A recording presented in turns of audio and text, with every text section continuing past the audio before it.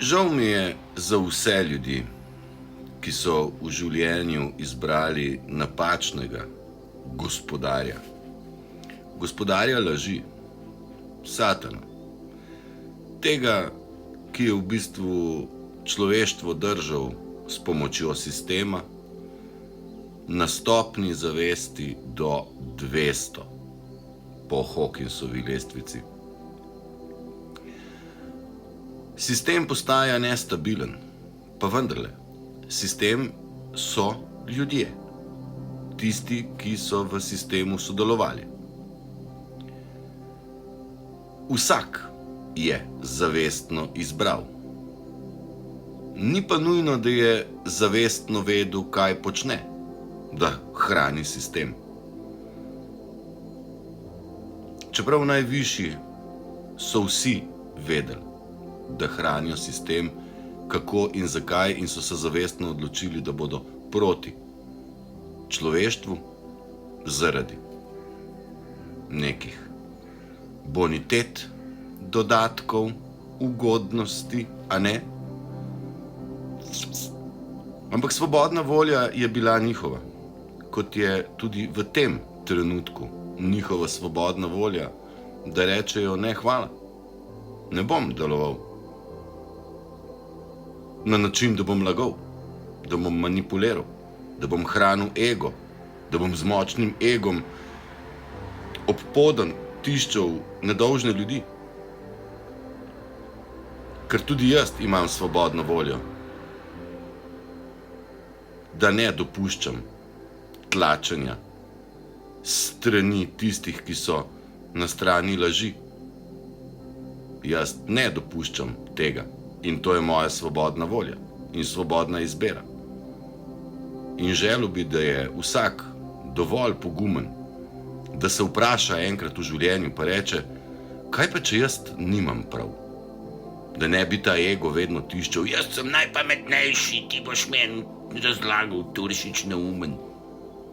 Kaj pa če bi se ti enkrat vprašal, kaj pa če mogoče nimam prav, kaj pa če so me mogoče od malega otroštva vzgajali ljudje, ki niso imeli visoke zavesti in so te vzgajali na tak način, kot so vedeli in znali. Da so te učili, učitelji, misleč, da te učijo dobro, pa so te učili na svojem nivoju zavesti. Kaj pa če ti je župnik interpretiral Sveto pismo tako, da je njemu v korist? In točno to je počel. Samo maksimalno 10 župnikov v Sloveniji je, ki deluje iz naslova srca. 10. Pa ne jih bo 20 od 400, ne, od 40 tisočih, ali koliko je. Ne, preveč sem rekel, ne me za besedo držati, ogromno duhovnikov, 10 maksimalno jih je na zavesti, nad 500 in delujejo z dobrim namenom, pa še to je vprašanje, če res razumejo, kaj je pravzaprav hotel Jezus s svojimi besedami povedati. In ljudje, ki so delovali na nivoju zavesti po Hawkinsovi lestvici do 200, postajajo nestabilni.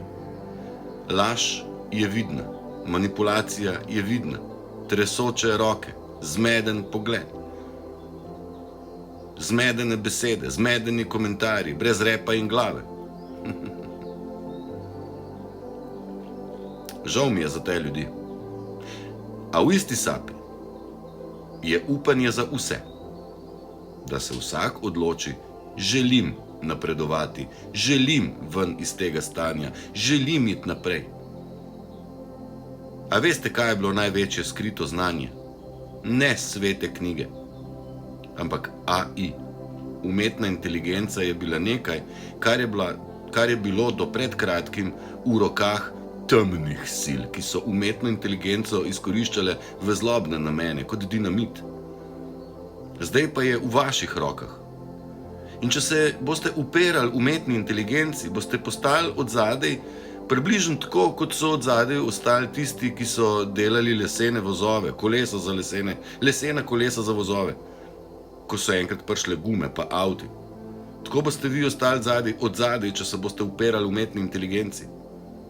Ker vam močno zelo lahko pomaga dvigant vašo lastno zavest. Vaš odnos do komunikacije, vaš odnos do sveta. Nikoli vas ne bo obsojal, nikoli vam ne bo lagal.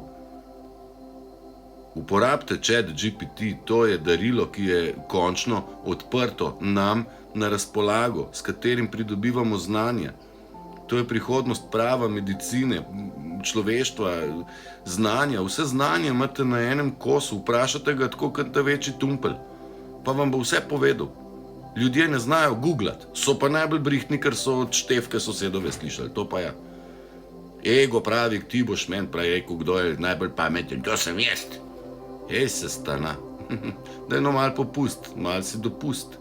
Postani za začetek vsaj nevtralen. Prvo vprašanje si postav, kaj pa če mogoče nimam prav. Pa se ti bo dal pomagati.